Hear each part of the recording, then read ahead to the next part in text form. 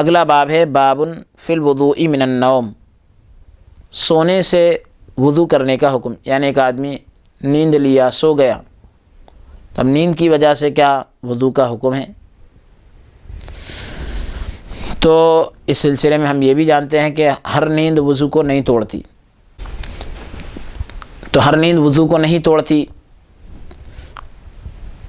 بلکہ اس میں کچھ بحث ہے کہ آدمی اس طریقے پر سوئے ٹیک لگا کر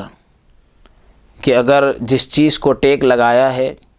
اگر وہ چیز ہٹا دی جائے تو آدمی گر جائے، زمین کی طرف آ جائے، تو اس سے وضو ٹوٹ جاتا ہے۔ نہیں، اگر آدمی ویسے ہی مقعد زمین سے ٹکی ہوئی ہے،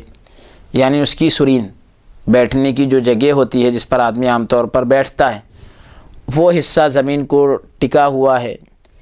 اور پھر اگر وہ سو رہا ہے تو اس سے وضو نہیں ٹوٹتا۔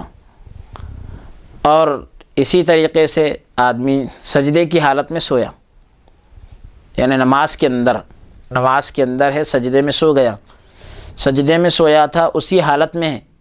تو بھی وضو نہیں ٹوٹتا، بیدار ہونے کے بعد وہ اسی حالت میں رہنا۔ اب اگر وہ رکوع میں سویا تھا، سجدے میں چلا گیا تو وضو ٹوٹ جائے گا۔ رکوع میں سویا، رکوع میں ہی ہے تو وضو نہیں ٹوٹے گا، سجدے میں سویا، سجدے میں ہی ہے، وضو نہیں ٹوٹے گا، کیفیت بدل گئی، پوزیشن بدل گئی، وضو ٹوٹ جائے گا۔ حدیث مبارکہ کا نمبر ہے 199، یعنی نماز کے اندر آدمی جس رکن کے اندر ہے، جو بھی رکن ادا کر رہا ہے، چاہے رکوع ہو، تو اب رکوع کے اندر اس کی نیند لگی،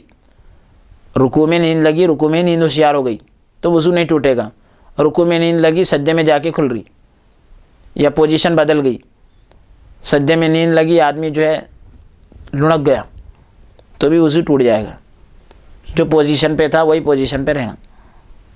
تو وضو نہیں ٹوٹتا۔